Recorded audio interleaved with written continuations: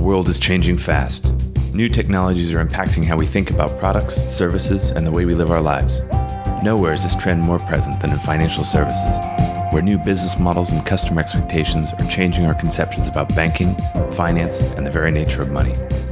Welcome to Rebank, a visionary podcast about banking, fintech, and the future. The future of banking is here. Hello and welcome to Rebank. I'm your host, Will Beeson. Today we're thrilled to be joined by Megan Caywood. Megan is the Chief Platform Officer at Starling Bank, one of the UK's newest and most tech-forward banks. Megan is responsible for the design and development of Starling's API strategy and the bank's marketplace, both of which we discuss in detail in today's conversation. And what a timely conversation it is. PSD2 in Europe and open banking in the UK took effect on Saturday, January 13th, the day after we recorded this episode, making effective one of the most dramatic changes to the banking industry in decades. Open data models, APIs, and multi-party customer experience are core to Starling's model in the same way they are to those of Google, Apple, Facebook, and others. It's unclear how quickly the impact of open banking will be felt or exactly how the legislation will affect the market, but it could be transformational. As always, connect with us on Twitter, Facebook, LinkedIn, or on our website at bankingthefuture.com. If you like today's show, please subscribe on iTunes or your podcast platform of choice and leave us a review. Thank you very much for joining us today. Please welcome Megan Caywood. Megan, welcome to Rebank. Yeah, thanks. Happy to be here. So tomorrow's the big day, as of this recording, the day when PSD2 and open banking, PSD2/open banking, depending on where you are, goes live. Mm-hmm. You must have been waiting a long time for this day. Yeah, so whenever we started building Starling Bank, it was very much with the vision of taking PSD2 and incorporating that into part of our strategy and what we wanted to ultimately launch. So Anne was part of the first payment services directive. So when PSD2 came out, it was a natural fit for us to want to look at how we can enable these open APIs to create new opportunities, a new method and model of banking, and to provide benefits for customers. So yeah, definitely has been on the horizon for a long time, and it's exciting that it's coming here now. Yeah, so I'm not going to challenge us with dates, but basically this EU legislation, the Second Payment Services Directive, for those in the audience who may not be intimately familiar with it, kind of updated some initial work around payments that I think came out in 2009, PSD1, and this would have been adopted at some point in probably 2015, 16, and standards were kind of developed and set over time, and it formally takes effect tomorrow, yes. January 13th, 2018. And so PSD2 covers all of Europe, the UK, still being a part of the European Union is covered by that. And then there's also some effectively parallel legislation, which was developed by the Competition and Markets Authority here in the UK, which clarify. How would you describe it? Does it clarify PSD2 for the UK? Does it expand on it to an extent? One of the values of open banking is that it implements the same standards that PSD2 has. So as the regulatory technical standards, or the RTS of PSD2, further evolve, open banking wants to stay in line with that. But it's really meant to bring that PSD2 legislation and make it UK specific. I would say open banking has even taken it a step further to date with having really well specified standards around what the APIs will look like in the UK for the CMA9. I think CMA9 being the 9 largest banks in the UK who are covered by this open banking mandate. Exactly. So it's not mandated necessarily for all banks. So Starling Bank, for example, is licensed, but we aren't mandated by this legislation to comply yet. We're supportive of it. So, of course, that's one of our values to do so anyways. But yes, technically the CMA9 are the 9 large banks mandated to comply with the legislation. Mm-hmm. So for people who maybe aren't overly familiar with it, basically the concept is data sharing. Mm-hmm. So banks are required to give customers the opportunity to share their data, transaction data, and account information data with third parties. Yeah, at the heart of it, particularly here in the UK, the Competition and Markets Authority found that banks weren't having to compete hard enough for customers' business. They weren't being incentivized to either improve the prices of their products or the user experiences of their products. What they found was typically they would incentivize customers to join the current account with some sort of loss-making introductory offer for that current account. So you'd get cash back on spending or free travel insurance or something, but they would really hook you in with the current account, but then they would upsell higher profit financial products. And what they found is it was hard for customers to really compare the fees of those higher financial products to understand where they could get a better offering from one of the others in the market. And then it was also hard to switch. So their way of addressing this has been over a multitude, I would say, of activities they're doing, but one of which is open banking. And what that says is that the banks don't own customer data. The customers own their own data, and it's up to the banks to help them share that securely with third parties should they choose to do so. Part of it in the UK as well is this recognition of Fintech. So London being the Fintech capital of the world, what we've seen are there are a lot of startups and tech companies now that really focus on solving individual problems really, really well. And they'll do that, and they'll usually have a really great mobile experience. They'll make it intuitive and easy for customers to use. They'll have very competitive prices. And they want to kind of enable that competition innovation to increase. And to support them in doing that, it's accessing this banking data. I think the truth is a bit more complex, though, with the implementation as we currently have it. As with any legislation that's affecting really large institutions and expecting them to meet a deadline, what we've seen is they're not all hitting it. So a number of the CMA9 banks have come out and actively said that they won't be ready as of the launch date tomorrow. And so what will happen is there's this new amended timeline. So what that means is now open banking has expanded the scope to include all of the other PSD2 products, so like credit cards, prepaid cards, and so forth. But then the banks can effectively use a legacy method of enabling customers to share their data. And what that means for most is screen scraping.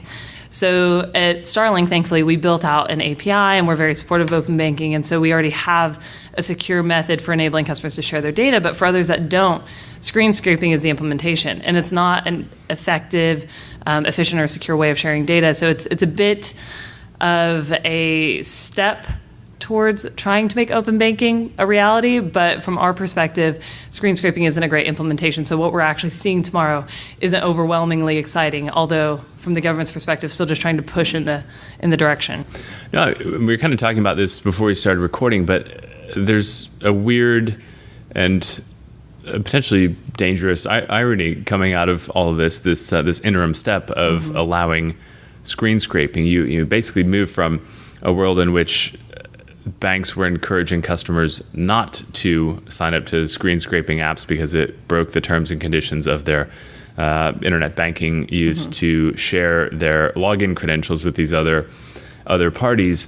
And now, because the banks haven't met the implementation timeframes for their API readiness, they're effectively encouraging customers to resort to screen scraping. Yeah, in many cases, they literally are. They're sending them information saying, share your logon credentials.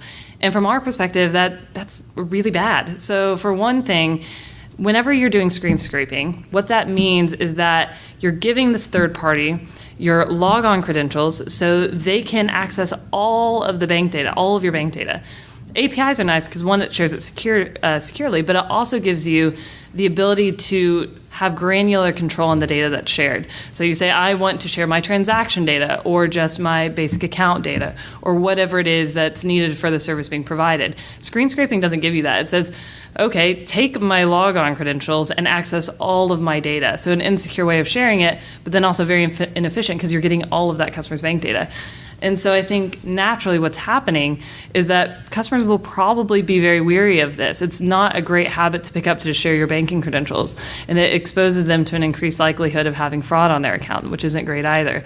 So while we're very much a big advocate of open APIs, open banking, that increases competition and innovation. That gives customers a secure way to share with third parties their banking data. But screen scraping is not a good method. It's not very exciting to see that being implemented today. Well, and it's not surprising that the press in many cases has picked up on the inherent security concerns around credential sharing and screen scraping, and you're effectively launching into this new world of open banking with the press warning customers how dangerous it's likely to be, which doesn't help anything. No, and some of the headlines will even accidentally communicate it in a very scary way, where they're saying banks will now share your data with third parties. And it kind of misses the point that banks will now share your data if you ask them to, and only upon that authorization will they share your data.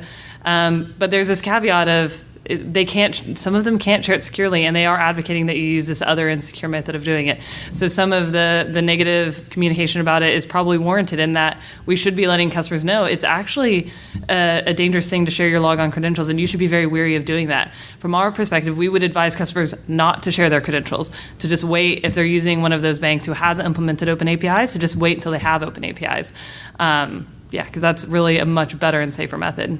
That's interesting. I wonder if there's almost an ethical responsibility on the part of some of the third-party processors to encourage customers to wait until APIs are ready, as opposed to resorting to screen scraping.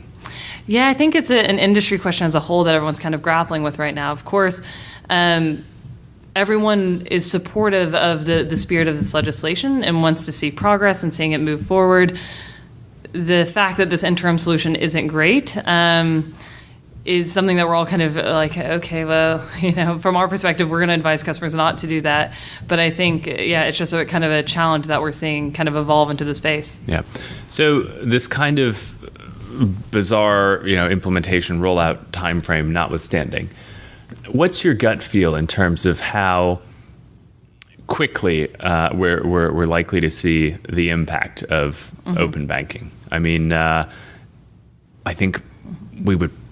Most in the market would probably agree that we're not going to, as of Monday, see a wholly different financial services customer experience landscape. It's going to take time. What's your gut feel as to how meaningful tomorrow's date is, and how likely things are to kind of coalesce in a short time frame? Yeah, I would say we're already seeing the impacts. So the impacts of open APIs, that is. So what we saw from the technology industry was really that APIs were really fundamentally changing the way that software is created and brought to market. A lot of developers were realizing that the functionality they were building to their apps was redundant to what other companies had already really toiled over and focused all of their energy on. So rather than reinventing that wheel and building out that functionality themselves, they would strategically integrate others into their proposition. And so I think we were already seeing that within financial services. So for example, with Starling, when we launched ours last year, we were the first UK bank to do that, but it was very much in kind of an atmosphere or an environment where we're seeing a lot of financial technology companies who are ready and willing to build integrations to enable this kind of new ecosystem of data sharing for customers in a secure and different way. So I'd say the ecosystem's already moving that way. The legislation is almost just forcing the larger banks to keep up with the competition. It's kind of referred to as the Netflix moment for banking. And I would say that if the banks weren't evolving to kind of meet this new opportunity, evolving their technology, evolving their business model, then it would be a huge threat to them. I think the legislation actually forces them to stay competitive.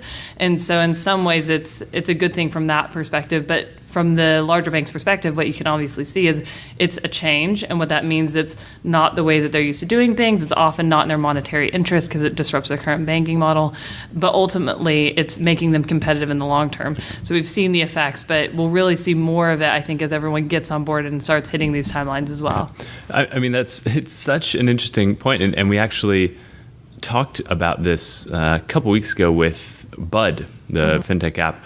Jamie and Nina joined us, and precisely that point, that when this legislation was first announced, it almost seemed like the government, the European government in this case, overstepping its bounds and basically imposing a new industry structure and competitive dynamic on the otherwise free market. But looking at it now, we may find 5, 10 years from now that actually it was this legislation that saved the incumbent banks from complete irrelevance. You've got so many fast-moving fintech companies, challenger banks, companies from outside the traditional world of financial services, the Amazons, Facebooks, Googles, who are making plays in this space, banks are effectively being dragged kicking and screaming into modern times, but in a way that may end up preserving their businesses. Definitely. I was on a panel at SciBoss last year, which is a big banking conference, and it was in Canada last year, and I was on a panel with someone from Bank of America. And the moderator asked him basically if he thought that open banking was a threat to Bank of America. And he's like, well, it certainly would be if it was in the U.S. And I kind of had to laugh to myself because I'm thinking it's a threat anyways. It's not, the legislation is really meant to create competition and innovation, but it actually helps the banks to stay competitive as well. So the fact that they're not being forced to comply in some ways has negative consequences because the competition will certainly be there. Other banks will certainly be there. Fintechs will be there looking at ways to make this ecosystem happen. And there will be those naturally that kind of manifest out of this as the category leaders in this space who really adopt it and take it to the next level, where naturally there will also be laggards on the other end of the spectrum.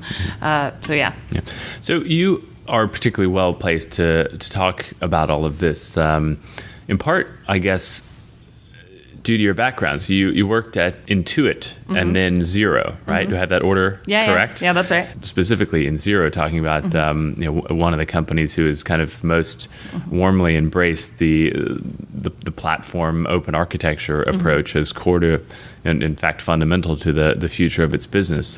What were those experiences like? Because that dates back now to a handful of years ago. You're a young woman, but certainly before APIs were commonly kicked around at family dinner tables and all the rest. When it was still pretty niche. What was that experience like? I'd say both of the experiences were incredibly valuable. Starting it Intuit as a large and established and successful company was really good for having very good mentors, learning really good skills. It was my first foray into technology and product management properly.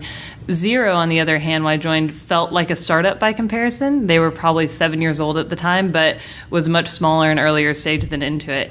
But they were also known for building out an API in lockstep with their current product when they were first building out Xero and creating this marketplace of partners. And now they have, I think, over 500 add-on partners in that marketplace.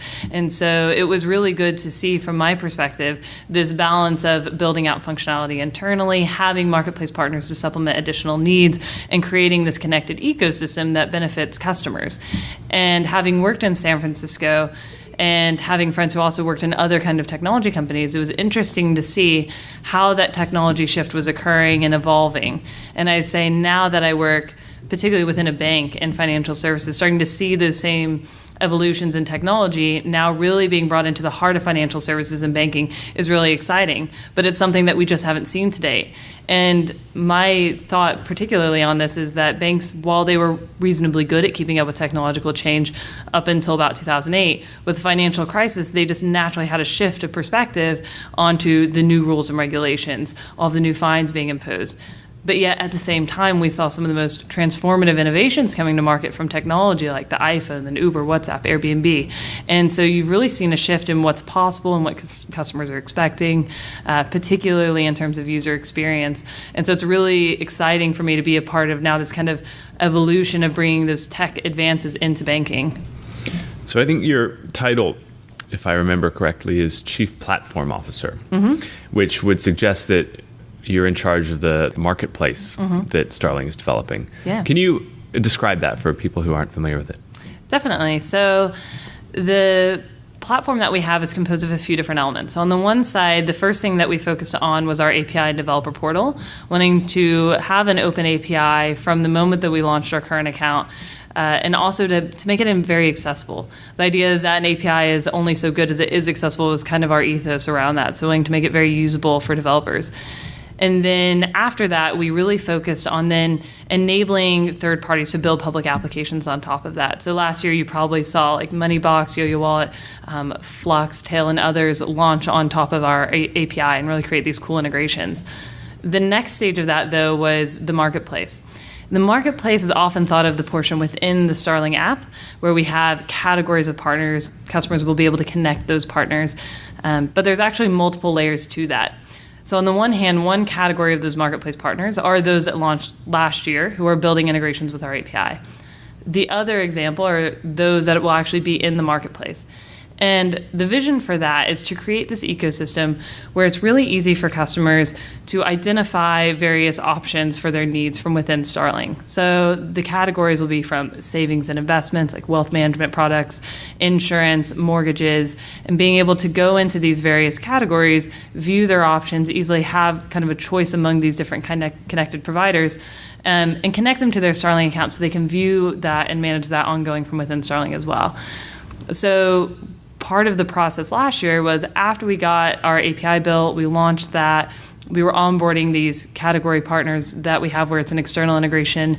Then we were also applying for the regulatory permission to introduce other financial partners from within Starling, which we received last month. So now we're in the process of building all of those out in the app as well. So it's there's multiple levels to it, but it's really exciting. Okay, so I suppose to drive this home to listeners, can you maybe give a couple examples of the types of things that those initial integration partners that you were talking about, the likes of Flux, Tail, and the others are doing, and what experiences that supports, and then by contrast, what a customer experience leveraging the marketplace might look like? Definitely. So when we first launched the marketplace last fall, we had Flux that we launched with. They're a receipts and loyalty partner. Since they're non-financial services, we didn't need additional regulatory permissions. So we wanted to start with them so we could start to build it out, get early feedback on that. And what they really do is they provide receipt level data within transactions in Starling. So if you go and buy something from Eat, then when you go into your Eat transaction in Starling, you'll see all of that information. So that's an example of someone integrated within the Starling marketplace in the app. On the other hand, an example of that other category of external integrations I mentioned last year, one was called Yo-Yo Wallet. And what they do is when you link your Starling card to Yo-Yo Wallet, it means as you go to these retailers that accept loyalty via Yo-Yo, is you don't need to open the Yo-Yo app and scan a QR code. You just purely get loyalty as you are spending on your Starling card. So it's reducing the need to have multiple applications and have kind of this friction experience that should be simple.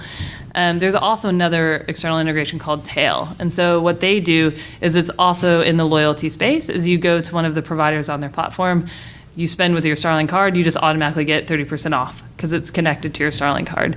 There are others within that space who are really kind of focusing on this need, but the idea is that right now, a lot of people have loyalty cards for all sorts of different places, from Cafe Nero to Hop to Sainsbury's and Tesco and all these different places. You have all these physical cards or apps to manage that. Instead of having different cards and apps, all of a sudden you just automatically accumulate it as you spend on your Starling card. So making that really simple. Another integration last year was Moneybox. So that's in the savings and investment space. And the idea there is that as you spend on your card, you're rounding up your transactions to invest into an ISA. And so right now what it means is when you integrate with Starling, you can automatically have those roundups via our transaction API. So there's kind of a spectrum of partners, but each kind of meeting this need of making things easier, more frictionless, and happening automatically for users. So that first type of partner, and I'm sure you have a technical name for these people, the ones who are kind of more deeply integrated, are those co-development type projects, i.e., there's a direct relationship between the two companies, both sides have approved the project, and you're working together to bring that to market, and maybe the marketplace is more a fintech could show up, knock on the door, ask for the API documentation, and start to integrate themselves? Yeah, so we have three different categories. So we call them category 1, 2, and 3, which isn't particularly fancy, but does the job. But a category 2 is those that are available in the marketplace. So when someone goes into the Starling app, taps on marketplace, they view them from within that section. The other type, category 3, are those that are external only. So only from within the Yo-Yo app do you connect Starling, or only within the Moneybox app do you connect Starling there. Either way, we first have to start with a due diligence process. So that's where we're reviewing the partners from a data protection, information security, their privacy policy in terms of service, but having a duty of care for our customers to make sure that those that we integrate are going to look after their data in ways that we would. They're complying with GDPR already. They're encrypting their data, things like that. They're not going to be sharing that data with third parties. Then we also look at what data they need to provide the service they're performing. So we wouldn't give a partner just all of a customer's banking data. We would look at what data they specifically need to perform that function. We would give them access to that once they've successfully completed due diligence. For those in the marketplace, we have an additional section that we have to do that does additional checks on the company as well, given that they're going within the marketplace, but they're roughly the same procedure. But the idea there is that we're just doing a complete review of these partners before we turn them on. That being said, open banking goes live tomorrow. And as those who are listening know, there's an open banking directory.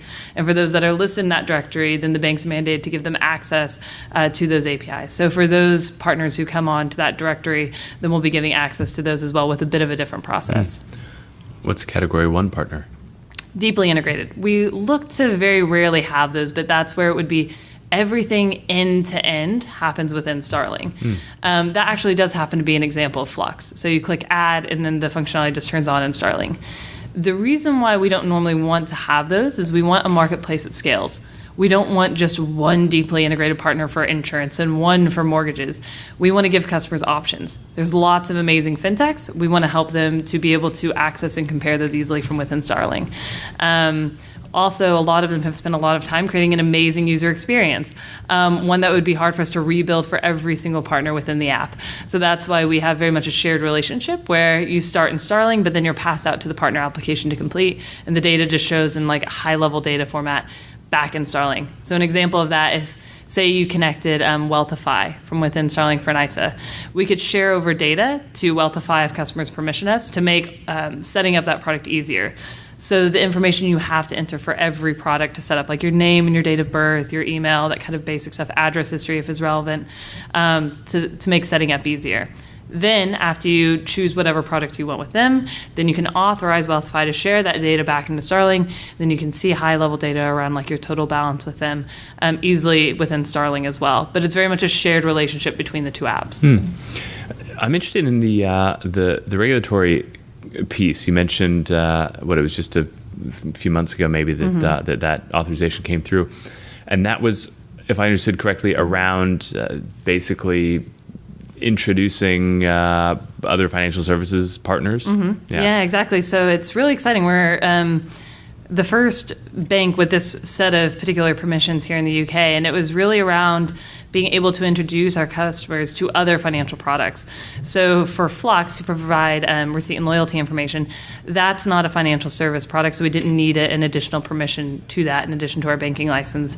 But what we did effectively last year, probably took about 7 months, is we had this application we submitted to introduce from savings and investments products, mortgages, insurance, and so on, in the Starling marketplace. And that's the ability to have a marketplace where we're not beholden to any one particular provider. We're not an appointed representative. We have this ability to have a full marketplace of options for customers and able to easily connect from within Starling.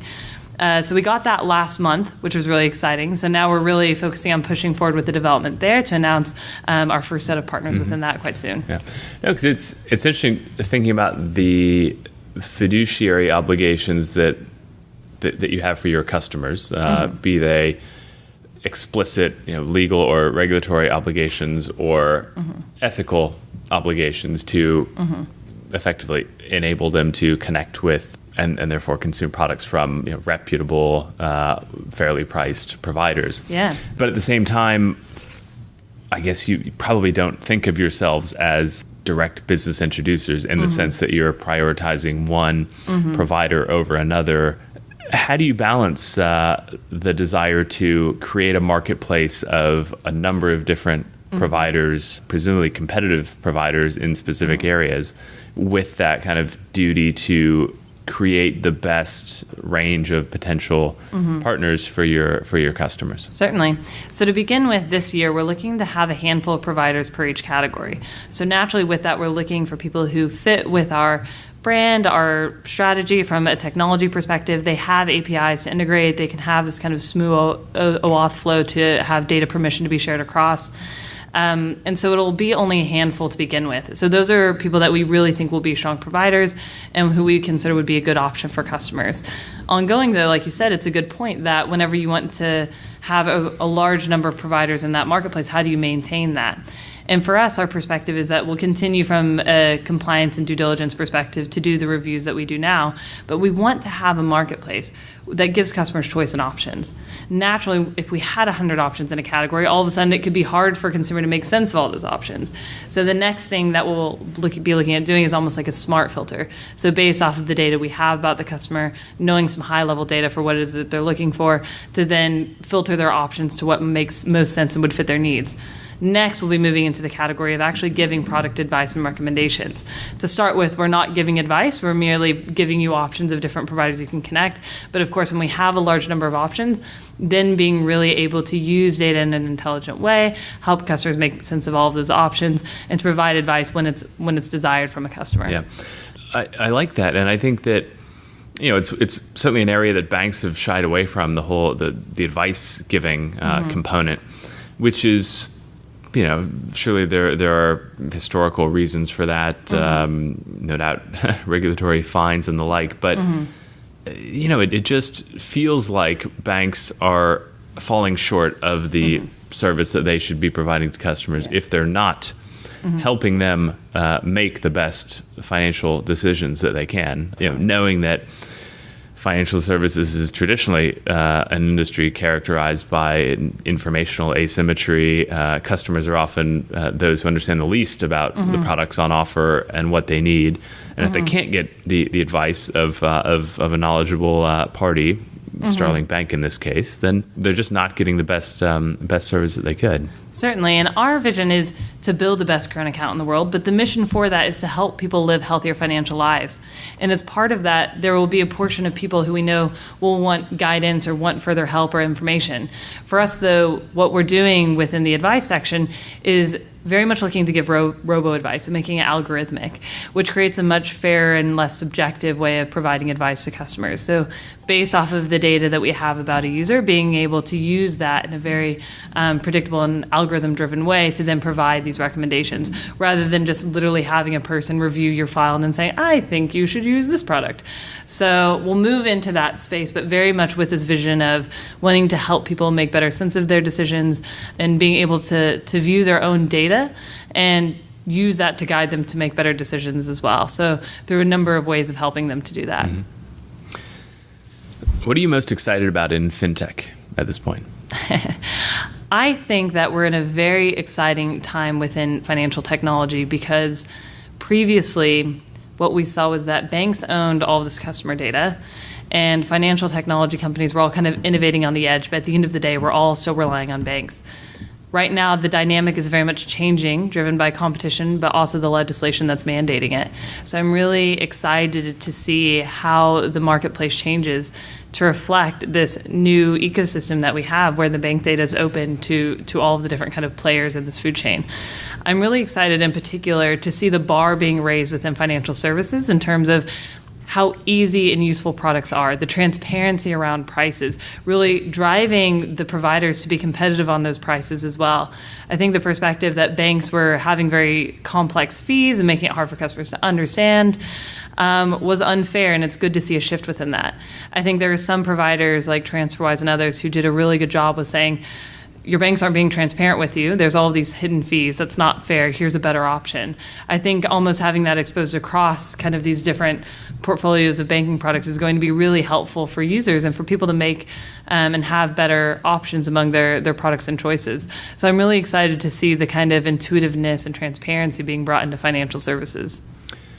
Does open banking represent the beginning of a transformational change to banking, to financial services? Is the industry going to be unrecognizable 10 years from now, or will this end up being more of an incremental impact? My prediction is that open banking, the legislation could be revolutionary. I, as I mentioned before, am not a fan of the interim solution with screen scraping. I think that naturally that's causing negative media to be around it. It's sending confusing messages to customers around whether or not they should share their login credentials. It's potentially creating more opportunities for fraud on a customer's account. And I have a fear that this will somehow harm the effectiveness or the adoption of the legislation. So I'm hoping that there will be better better motivation for the banks to comply sooner rather than later, to actually have open APIs to fulfill what the legislation originally set out, because this in and of itself, I think, could be incredibly transformative. Screen scraping, not so much though. So I think only time will tell. Well, the situational humor of the fact that two humble Midwesterners like ourselves are sitting here in the middle of London talking about open banking, the CMA, PSD2, ISAs, all these foreign concepts has not been lost on me. I know, it is kind of a funny place to be in, isn't it? Nice. Well, look, you guys are doing amazing work at Starling. I've definitely signed up for my current account and use it from time to time. It's great. Yeah. Look forward to the marketplace incorporation and seeing where it goes. Yeah, thanks. Yeah, and enjoyed chatting about it with you today as well. It's been fun. Exciting to see what will happen. Yeah, great. So, Megan, what's the best way for people to connect with you and find out more about Starling? Definitely. So for Starling, you can just go to starlingbank.com or look us up, download us on the App Store. For myself, I'm mostly on Twitter, so just at Megan Caywood. And that's about it, but happy to connect with people and always share ideas as well. Great. Megan Caywood, thank you very much for joining us today. Yeah, thank you. I appreciate it, Will. Thanks for tuning into Rebank. If you like today's show, reach out. Follow us on Twitter at Rebank Podcast and join the conversation. For more on banking, fintech, and the future, check out our regular content at www.bankingthefuture.com.